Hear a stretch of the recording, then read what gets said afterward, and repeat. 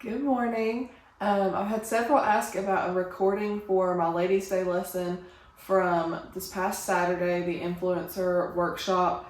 The first lesson I tried so hard to record and it cut it out early. So this is me kind of walking you through. I'm going to try to put the slides up on the video so you can see those as well. But kind of walking you through the lesson. It's not going to be perfect because I'd never write down a script or anything, so some of the things may not be exactly how you heard it if you're re-listening to it, but it's pretty much the same idea.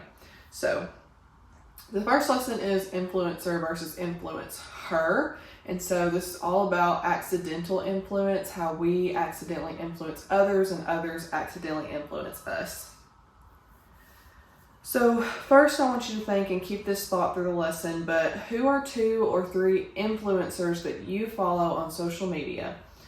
Maybe you just like to watch what they're doing, but think of 2 or 3 of those people, those influencers that you yourself view that way. And then ask yourself, what makes that person or those people an influencer? So what about them? What qualities? What is the deciding factor that makes them an influencer? I want to suggest to you the thought of, is it how many followers they have?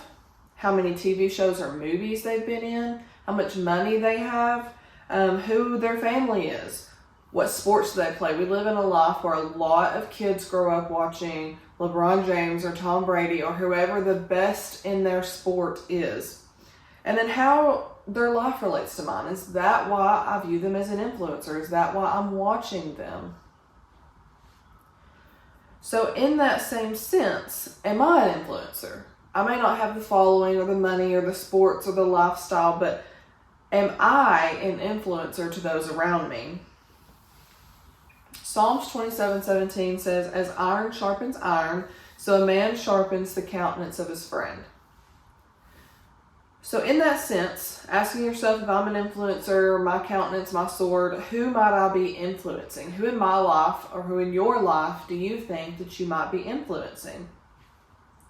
I want to suggest to you first, just think about the people you're around. Who do you see every day?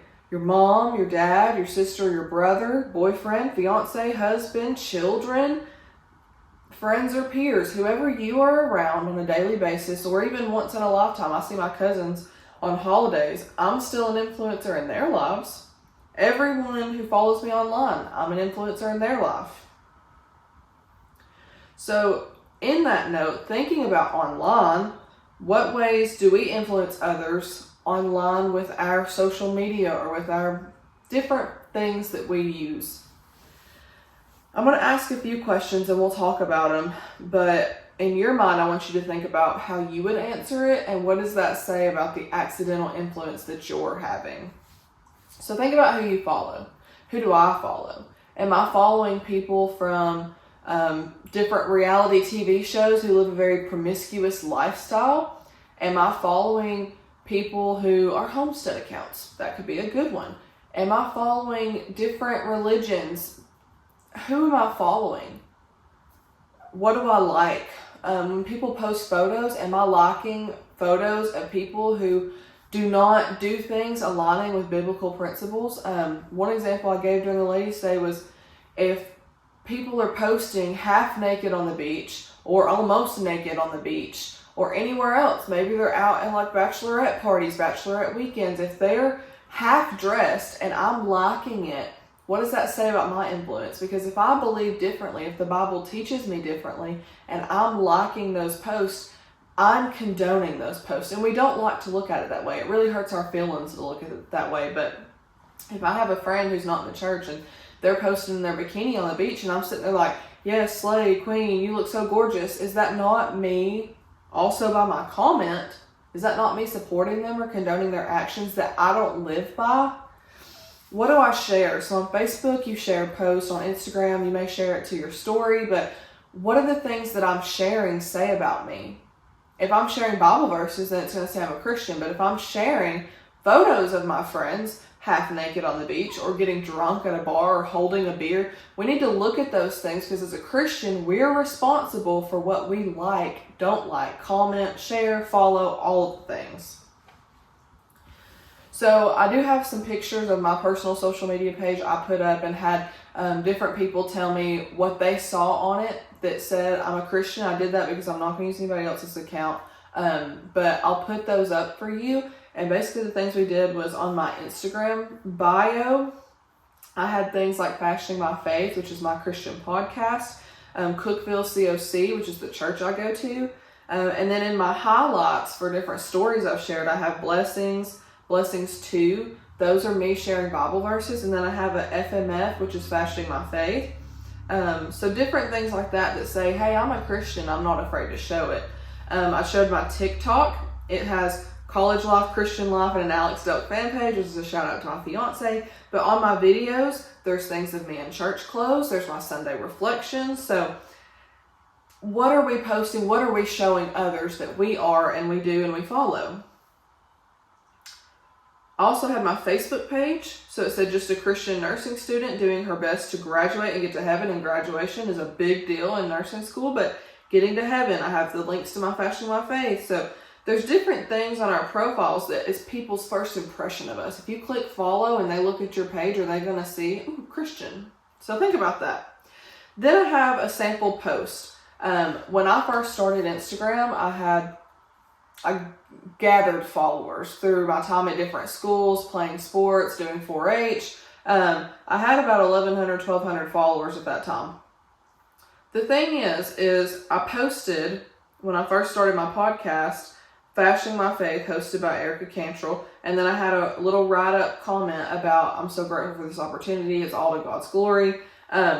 It's the least liked post on my page probably, because no one likes to acknowledge religion. If I'm being front and forward about religion, no one's going to like it. But the thing is if you'll notice, there's comments, and I blocked the names, and I blocked who they are and their pictures, but each of those comments were by people who are not members of the church. And so when we take the risk of putting ourselves out there and posting about religion, we might just be planting a seed in our friends and in our bystanders and our followers. Even though we don't have 1 million followers, 1,000 people, 98 people. I made the comment that those 98 likes, although it was like crushing to see that it was the least liked post on my page, if we took those 98 people and put them in a church building, would that not look like a lot of people?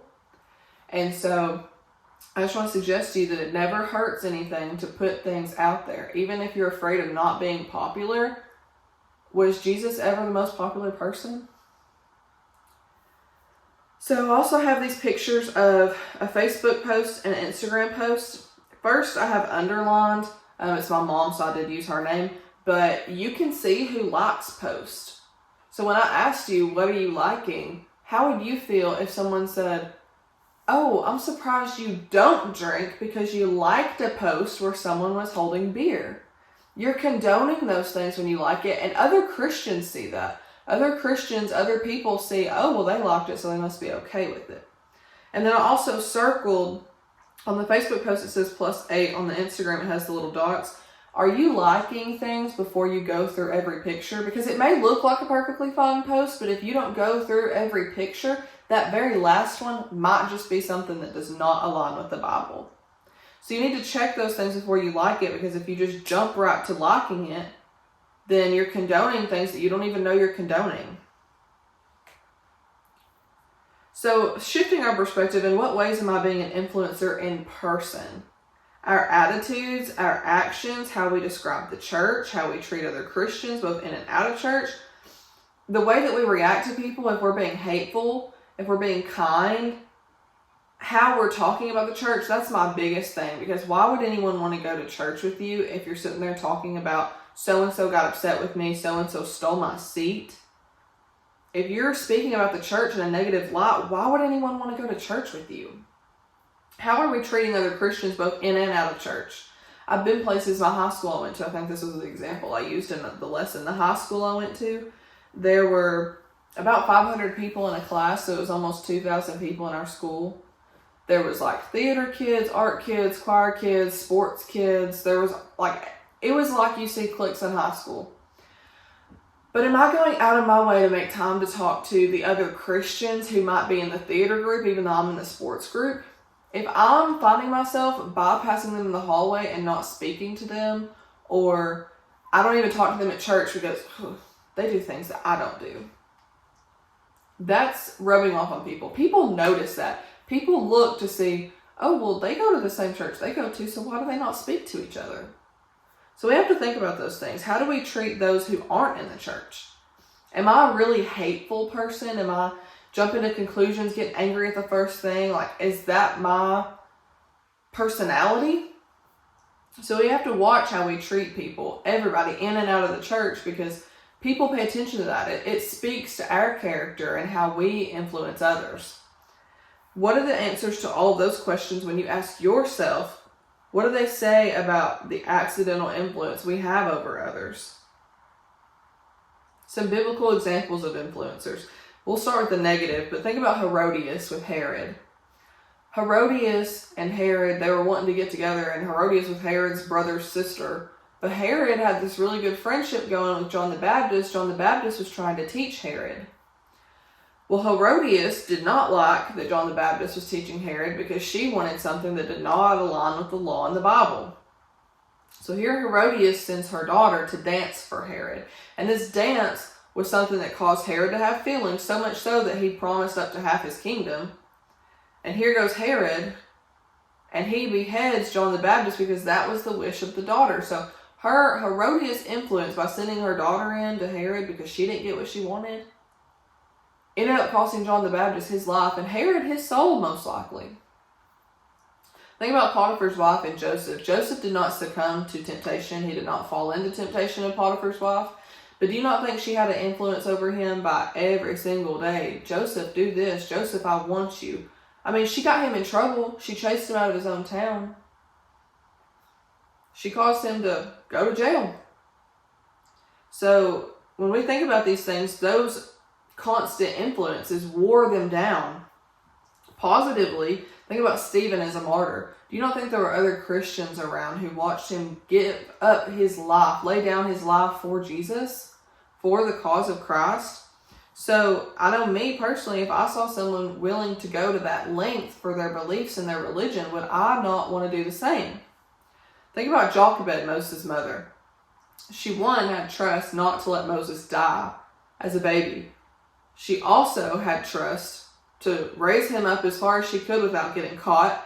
And then she obviously influenced her daughter because her daughter watched to make sure Moses made it safely up the river to Pharaoh's daughter. And then Pharaoh's daughter welcomed Jochebed in until Moses was to be weaned. And Moses stuck with his mother's faith, with his people's faith. Being raised up by someone who does not have the same faith, his mother had to have a big influence on him at that very young age for him to stick with those beliefs rather than the one of the person he lived with. Now we're going to shift into influence her. So in the like manner, can we be accidentally influenced too? So think back to that influencer at the very beginning that I asked, who do you follow on social media? Is it a positive or negative influence that they have on your everyday life with social media or your everyday life in person? Are you talking like them, behaving like them, doing things that they're doing? Are you finding yourself watching their videos and then becoming a whole different person and being negative or being a gossiper or carrying out your life differently because you're watching that person? Romans 12:2 says, do not be conformed to this world, but be transformed by the renewal of your mind, that by testing you may discern what is the will of God, what is good and acceptable and perfect. Our in-person influences, there's a difference in influencing and being influenced. It's the attitude that we have when we go into being around people who are not in the church. Do we say, I know what I'm doing? Or do we go about it with, I can help them? We have to hurt our own feelings to be honest with ourselves and say, can I really be strong enough to not change my beliefs being around these people? Because we're not supposed to be separate. We're supposed to go about evangelizing. We're supposed to go help people and teach them and help them find Jesus, the true Jesus, not the happy-go-lucky version that people make up, but the version that's in the Bible. Do we go into it with this, I don't want to hurt feelings and I just want to fit in? Or do we go about it with the attitude of, I love this person so much I want to help them. Proverbs 13:20 says, whoever walks with the wise becomes wise, but the companion of fools will suffer harm. It's a very hard verse to listen to, but if we walk with the wise, we're going to be wise. But if we spend every day constantly with people who don't care about the Bible, there's a difference in when we're trying to evangelize to them and when they shut us out and we're supposed to dust our feet off at the door and walk on, like the Bible tells us to. But we have to hurt our own feelings to be honest enough about it to say, I can do this or I can't do this and I've got to get out. So think about with me 1 Corinthians 15:33 in the aspect of we're now shifting to online influencers. It says, do not be deceived. Bad company ruins good morals. The people we're around can ruin us, and we don't need to go about it acting like it's not going to happen. The company we keep can be online. It doesn't have to be in person, and it can be in the living room of our homes. What I mean by that is, constant immorality will wear our spirituality down. What are some of these everyday influences that we see every day? Think about online, TV, the shows and movies we watch, our social media, and a big one for me is music. I grew up playing sports. I played basketball all the way through high school, and I'm sure no one is oblivious to the fact that any kind of sport you play, you're going to be listening to rap music. That's just like the pump up that gets you going. And a lot of times you focus on the music of it, the tunes and the notes and the part that's like the beat to it, but you don't pay attention to the words. And I didn't pay attention to the words. I knew I'm not going to say any cuss words. Don't get me wrong. I never would say a cuss word with those songs. But I got to the workplace at the hospital, and if you didn't know, every surgeon, when they're doing surgery, they listen to like Thunderstruck or rap. Some of them listen to country, but most of them are listening to those hype up songs because they're getting ready and they're doing their job. That's how they spend their time. So the minute the patient goes to sleep, turn on the radio. Well, we went into clean after the surgery was over. The music was still on, and I was sitting there. I started mopping. I was humming this song, and my coworker, who is not a Christian, said, Erica, I can't believe you would sing that. Now, I stopped. I said, okay, what did I do? In my head, I'm thinking, I didn't say a cuss word. And then she's like, this song is about, and I don't remember the song, but we'll say it's a rap song. So it's probably about drugs, sex, money, something like that. And she's like, I didn't think a Christian like you would know a song like that. And I honestly, she was giving me a hard time. They like to give me a hard time because any person who's not a Christian wants to give a Christian a hard time. But in my head, I was like, whoa. I really did that. I was singing that song that I shouldn't know. And just because we're not saying the cuss words does not mean that we have any right to go about singing about drugs, money, and sex. And it's not just rap. I love country music. I love country music. But I've dialed back on what songs I sing because half the country songs out there have some kind of alcohol as part of the name. Whiskey, whatever it may be, it's in the title. And it's really hard to find songs that aren't about things that we don't need to be singing about. And you may be thinking I'm overreacting, but that's going to wear us down. It dulls the sensitivity of it. It desensitizes it. When we first start out and we're like, whoa, whoa, whoa, whoa, whoa. And then we listen to it for a while and we're singing along with it. We have to think about those things because what toll is it taking on us and we don't even realize it. I think I made the comment about how I like to watch Andy Griffith with my family. We'd watch Andy Griffith, Hogan's Heroes, and Green Acres. And you think about TV then and how you never really see any of it. The other night we were watching Andy Griffith episode and Andy was trying to slum it down because he was with Peggy, who was a rich had wealthiness in her family, and he was trying to slum it down. It was like, I'll take a beer. And Dad looked at me and was like, that's one of the only times you really ever hear him talking about alcohol like that. And so going from that to I saw on Hulu a new show. I think it's Hulu, maybe Peacock. It was one of the streaming services. There's a new show coming out called Couple to Thruple, and we're just blasting out there ooh, we're going to have 3 people in this relationship that's all about sexuality and sensuality and the bedroom. And how do we go from when this was oh, Andy talked about beer to oh, here's our sex life in a bedroom. So it's a toll that we slowly get acclimated to. And we have to watch ourselves because are we allowing ourselves to acclimate, or are we coming home and saying, let's just watch Andy tonight? So some biblical examples of this being influenced. Think about Peter. When Jesus first said, Peter, you're going to deny me 3 times. Peter was like, no, Lord, I'll lay down my life for you. Like, I would never deny you. And then you look, and based on the company he was keeping, he denied Jesus 3 times. He had this attitude of, I know what I'm doing. And then he actually did the very thing he said he would not do, based on the company he kept. With Judas, money talks, Judas listened. So where Judas was keeping the treasury, he was keeping a little to himself, he wasn't being honest about it, he let money ultimately cause him to betray the Lord, Savior, and Christ. Sapphira. Ananias and Sapphira lied about land and how much money they got, that they were giving all the money to the church, and they really didn't give all the money to the church. It was about the lie. And they pulled Ananias in first separately. Ananias lied, it cost him his life. He's struck dead. What I think is amazing is the opportunity they gave Sapphira to tell the truth. They gave her an opportunity aside from her husband to tell the truth. And you know what she did? She followed blindly behind him and said, oh, no. This was all the money.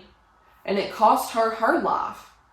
Samson with Delilah, he knew what he was doing by marrying into a people that he was not supposed to marry into.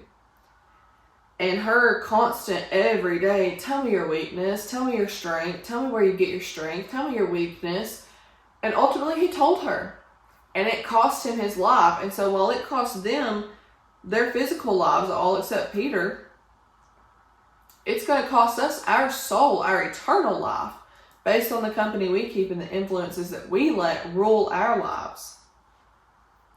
So I want to end with this question. What roles am I playing in the realm of influence beyond the obvious? The ways that we think we're influencing, obviously, what role am I playing in this accidental sideline kind of influence that we don't pay as much attention to?